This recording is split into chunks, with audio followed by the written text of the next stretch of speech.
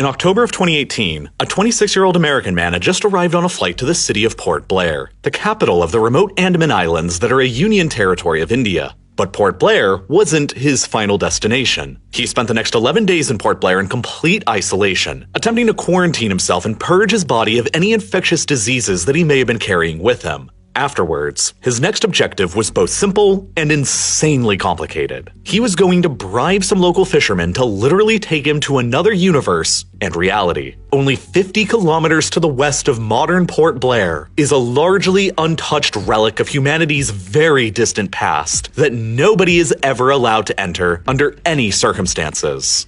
North Sentinel Island, and it is also home to the Sentinelese, a small hunter-gatherer tribe that has existed there in isolation for tens of thousands of years. They continue to have no knowledge of anything outside of their small universe on the island, and they have no comprehension of anything more advanced than a bow and arrow. To them, the year is still effectively the same as 20,000 BCE. The tribe is often considered to be a so-called uncontacted tribe, a rare, living relic of humanity's distant hunter-gatherer past that somehow remained lost and forgotten throughout the thousands of years of human history and technological development that eventually got us to the modern world of the 21st century. North Sentinel Island is in a different universe from ours, but that hasn't stopped people from ours attempting to interfere with theirs. Over the centuries, many from our world have gone to the island and attempted to establish contact with the Sentinelese, but all have failed because the Sentinelese usually attack and attempt to anyone who has ever tried. They see every attempt by our world to interact with them the same way that we would see an advanced alien invasion of our planet, and as such, they usually respond quite aggressively. And in order to respect the tribe's clear desire to be left alone from our world, the Indian government has sealed it off to all of us, enforced by a 3 nautical mile wide no-go zone that is illegal to enter and patrolled by the Indian Navy. This is the world that John Allen Chau, the 26-year-old American man from our world, was attempting to enter when he flew to Port Blair in 2018. His objective was to spread one of our religions to them, Christianity, and it would ultimately cost him his life, with unknowable consequences to the Sentinelese as well. So nobody from the outside world is known to have ever contacted them on their island until a merchant ship of the British Raj just happened to wreck itself there in 1867.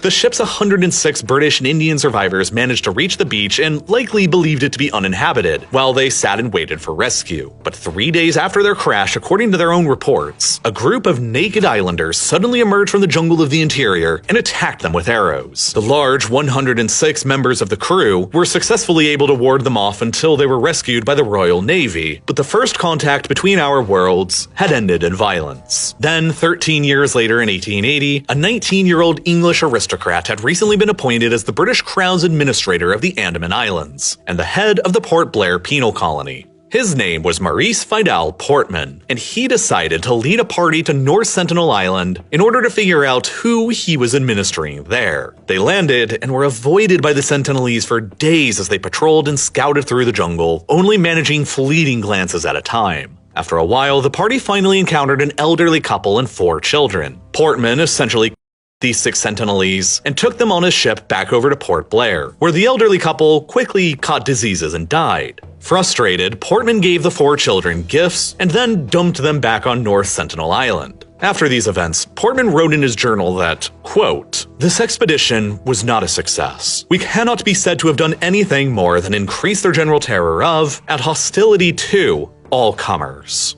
It would have been better to have left the islanders alone." End quote. These oral stories may have then been told across generations of Sentinelese and become a sort of exaggerated legend through to the present, warning them against ever trusting any outsider who comes to visit again. Portman would return to visit the island several more times across the 1880s, but from then on, the Sentinelese would always fiercely assert their independence with massive aggression. Later in 1896, an Indian convict escaped from the penal colony at Port Blair on a makeshift raft and was unfortunate enough to drift across the ocean to the beach of North Sentinel. A search party was organized by the British to find him, and then, several days later, they found his body on the beach of the island. The Sentinelese had their first known invader only a few years after the clumsy visitation by Portman, and the message they sent by doing so was clear. There would be no known further visits from the outside world until decades later.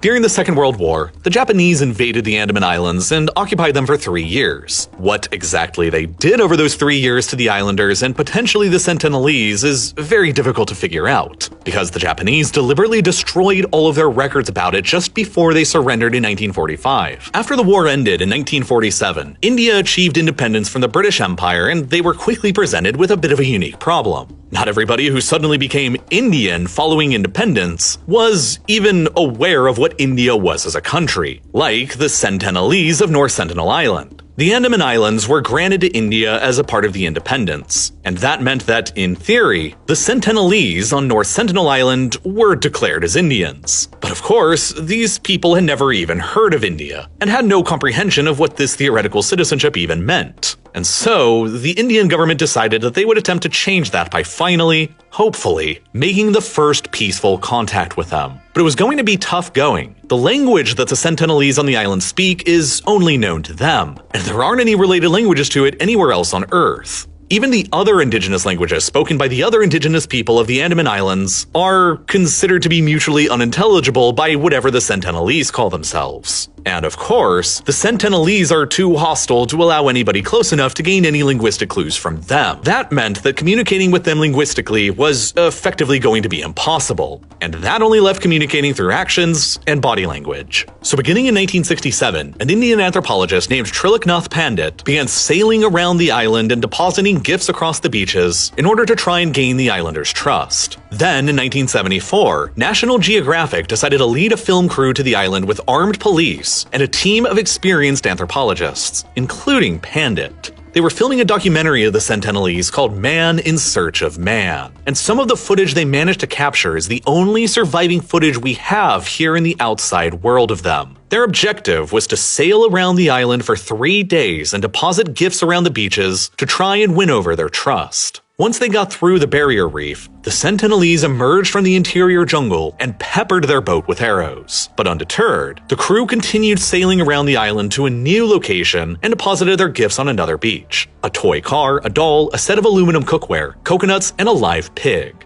Then, the Sentinelese emerged from the jungle again, and one of them fired an arrow at the boat that struck the documentary director in his thigh. The man who fired the arrow was observed to laugh hysterically, and then, to make their point even clearer, they speared the gifted doll and pig alive and buried each in the sand, took the coconuts and the cookware, and retreated back into the jungle. The documentary project was a failure, and not wishing to escalate the situation with them any further, National Geographic canceled it and withdrew. But Pandit, the head Indian anthropologist here, was undeterred and continued making visits to the island and leaving gifts with them for years, determined to eventually establish friendly contact with the Sentinelese. He and his team made many recordings of the tribe during their visits and gift drops, and things seemed like they were going pretty well. In 1975, he led the King of Belgium on an overnight cruise just offshore the island. But other visitors from the outside world occasionally found themselves washing up on the island's beaches as well. In 1977, a cargo ship called the MV Russley ran aground on one of the island's coastal reefs, and then just 4 years later, in 1981, another cargo ship registered in Panama named the MV Primrose did the same thing.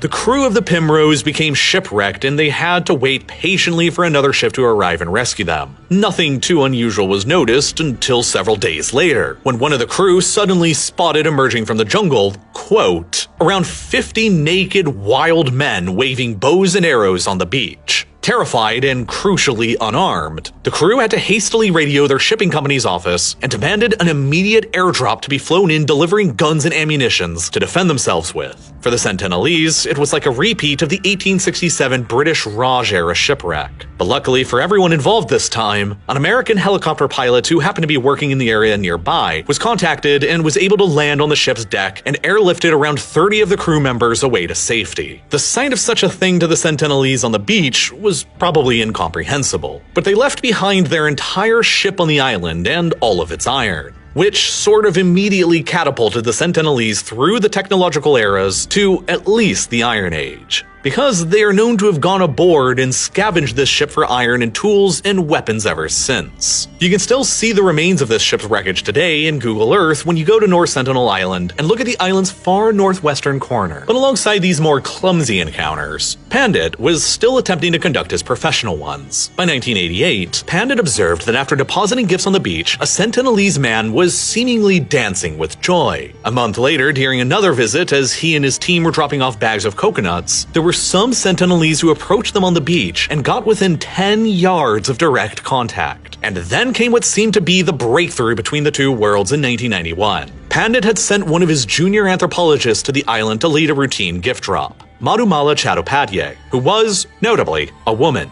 She reported that during this gift drop, the Sentinelese waded out into the waters directly to the boat to accept their gifts, the first time that anything like this had ever happened. She suggested that her presence as a woman signaled to the tribe that her crew didn't have any aggressive, warlike intentions, and that made them more trusting. The following month, Pandit and Chattopadhyay each went to North Sentinel Island together and were stunned to witness around a dozen of the Sentinelese rushing out directly to their boat to greet them. And then shortly afterwards came the breakthrough photograph. Pandit and his team from our globalized, modern world were right there in the water side by side with the uncontacted, Paleolithic hunter-gatherer Sentinelese. And for a moment, each of them held the very same coconut together in their hands. It was the culmination of 24 years worth of Pandit's efforts to achieve a friendly contact with them, and he and his team withdrew shortly afterwards, delighted with the success. But the very next year in 1992, Pandit turned 58 years old and was hit with a mandatory retirement age. He would never visit the island again after that initial friendly contact, and the Indian government decided to ban all future visits from the outside world shortly afterwards. North Sentinel Island was sealed off with a 3 nautical mile wide no-go zone that would be patrolled by the Indian Navy based nearby at Port Blair. Nobody, for any reason, would ever be allowed to travel to North Sentinel Island ever again, both for the protection of the Sentinelese themselves and for the protection of what the Sentinelese might do to anyone else who visited, until the American Christian missionary in the fall of 2018. He came unprepared, and after repeatedly visiting the island over a period of several days, the Sentinelese killed him as well, and he is now at least the 4th body from our world that remains on that island without any ability to recover. The Indian government has given full legal immunity to whatever the Sentinelese do on their island, including anyone who's foolish enough to disregard their laws and visit. So don't ever do it, and stay alive. It's not worth visiting, and it's not worth risking the lives of the Sentinelese with your diseases either. And as always, thank you so much for watching.